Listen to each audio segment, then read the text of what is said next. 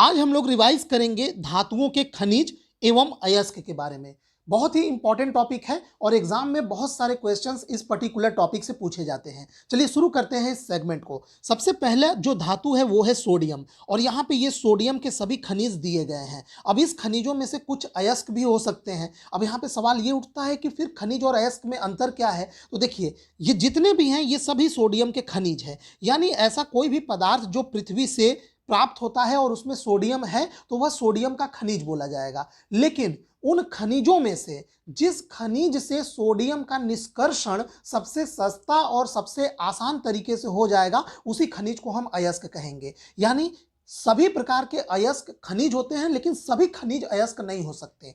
केवल वही खनिज अयस्क की श्रेणी में रखे जाएंगे जिन खनिजों से उस पर्टिकुलर धातु का निष्कर्षण सबसे सस्ता और सबसे वायबल तरीके से हो पाएगा। तो यहाँ पे ये सोडियम के कुछ खनिज और अयस्क दिए गए हैं, उसका हम लोग नाम देखेंगे। पहला है रॉक सॉल्ट, इधर इसका जो रासायनिक सूत्र है वो भी दिया गया है। दूसरा है ट्रोना, तीसरा है चिली सोरा, फिर है बोरेक्स, फिर है ग्लोबराइट और ये है क्रायोलाइट। अब एग्जाम में आपके क्वेश्चंस ऐसे पूछेगा कि निम्न में से कौन सोडियम धातु का अयस्क है। अब उसमें से कुछ ऑप्शन देंगे और उसमें से ये इनमें से भी कोई एक न एक जरूर होगा, तो आपको उसी पे टिक करना होगा। जैसे मान लीजिए ट्रोना, या फिर ऐसे भी पूछ सकता है कि ट्रोना किस धातु का अयस्क है। ऑप्शन में दे देगा सोडियम, मैग्नीशियम, आयरन और मान लीजिए एक और कोई दे दिया मरकरी, तो आपको उसमें ट्रोना पे टिक करना होगा क्योंकि ट्रोना सोडियम का अयस्क है। तो ये याद रखेंगे, कुछ तो बहुत ही इंपॉर्टेंट है उसको आप लोग जरूर याद रखेंगे। देखिए अगला जो हमारे पास धातु है वो है पोटेशियम। अब यहाँ पोटेशियम के खनिज और अयस्क दिए गए हैं। सबसे पहला है सिल्वाइन, यहाँ पे इसका रासायनिक सूत्र है वो भी आप देखते रहिएगा। फिर है कार्नेलाइट और यह है सोनाइट। ये हो गए पोटेशियम के खनिज अथवा अयस्क। अब हम लोग देखेंगे मैग्नीशियम धातु के खनिज अथवा अयस्क।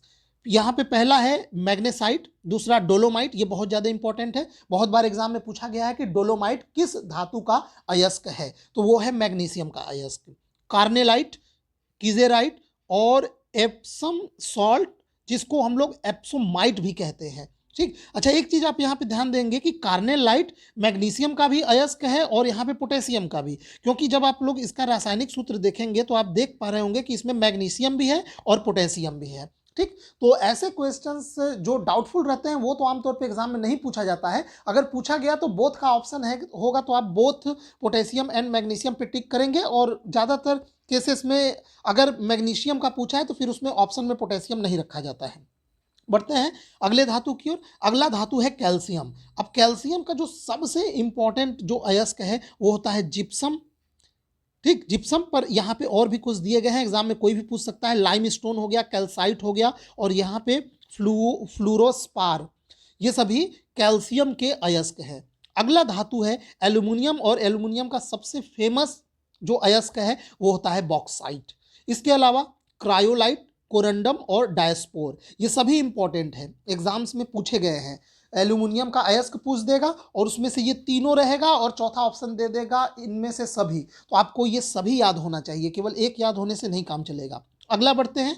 अगला जो धातु है वो है टिन, और यहाँ पे टिन का जो अयस्क है वो है कैसीटेराइट, कैसीटेराइस SnO2, जिसे टिन स्टोन भी कहते हैं। अगला धातु मोस्ट इंपॉर्टेंट जिसे लेड कहते हैं, और लेड का जो सबसे बहुत बार एग्जाम में पूछा गया जो अयस्क है वो है गैलेना, PbS गैलेना, जो कि लेड का अयस्क होता है। इसके अलावा सीरूसाइट और मैक्लोकाइट भी इसका अयस्क है। अगला धातु है कॉपर। कॉपर का जो सबसे ज़्यादा बार एग्जाम में पूछा गया है वो है क्यूपराइट। कॉपर का अयस्क होता है क्यूपराइट। इसके अलावा कैल्कोपाइराइट और कैल्कोसाइट, मेलेकाइट और एजुराइट। देखिए कैल्को किसी में भी लग जाए ना, कैल्को कैल्को ये कॉपर को ही बोला जाता है, कैल्को। तो कैल्को अगर किसी में लग जाए तो वो कॉपर का ही अयस्क होगा। बढ़ते हैं अगले धातु की ओर। अगला जो धातु है वो है सिल्वर।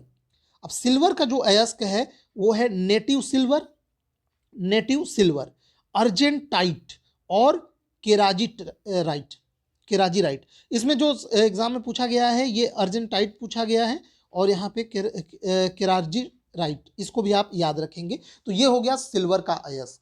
अगला जो धातु वो है जिंक। जिंक के अयस्क कौन कौन है इसको हम लोग देख लेते हैं। सबसे इंपॉर्टेंट तो कैलामाइन है, कैलामाइन एग्जाम में बहुत बार पूछा गया है और आगे भी पूछा जाएगा। तो जिंक का और अयस्क देख लेते हैं। जिंक ब्लेंड हो गया, और फ्रैंकलिनाइट हो गया, कैलामाइन मैंने आपको बता दिया सबसे इंपॉर्टेंट, ZnCO3। इसके अलावा जिंकाइट भी जिंक का अयस्क होता है, जो ZnO, जिसे रेड जिंक भी कहते हैं। अगला जो है धातु हमारे पास है मैग्नीज। मैग्नीज का जो अयस्क है सबसे इंपॉर्टेंट पाइरोलुसाइट, और इसके अलावा और जो है वो है मैग्नाइट और हॉस मैग्नाइट। ये सभी जिंक धातु के अयस्क हैं। आयरन के अयस्क देख लेते हैं। आयरन के अयस्क सबसे ज़्यादा इंपॉर्टेंट तो होता है हेमाटाइट, इसके अलावा और है मैग्नेटाइट हो गया, लाइमोनाइट हो गया, सीडेराइट हो गया और आयरन पाइराइट हो गया। ये सभी आयरन धातु के अयस्क हैं। इधर कुछ उनके नाम भी देखते चलिए, जैसे यहाँ पे देखिए इसको रेड हेमाटाइट, ये, और यहाँ पे ब्राउन हेमाटाइट जिसे लाइमोनाइट कहते हैं, और यहाँ पे जो इसके केमिकल कंपोजिशन है उसको भी आप लोग देखते चलिए पैरेलली। लास्ट में सबसे इंपॉर्टेंट, इसको आप हल्के में मत लीजिएगा, बहुत बार एग्जाम में पूछा गया है, मरकरी, जिसे हम लोग पारा कहते हैं। तो पारा का जो अयस्क है वो होता है सिनबार, जिसका फॉर्मूला होता है HgS। तो यहाँ पे हमने कुछ महत्वपूर्ण धातुओं के अयस्क या कह लीजिए खनिज हम लोग डिस्कस किए। तो उम्मीद करता हूँ आपको ये सेगमेंट पसंद आया होगा। वीडियो देखने के लिए आपका बहुत बहुत धन्यवाद।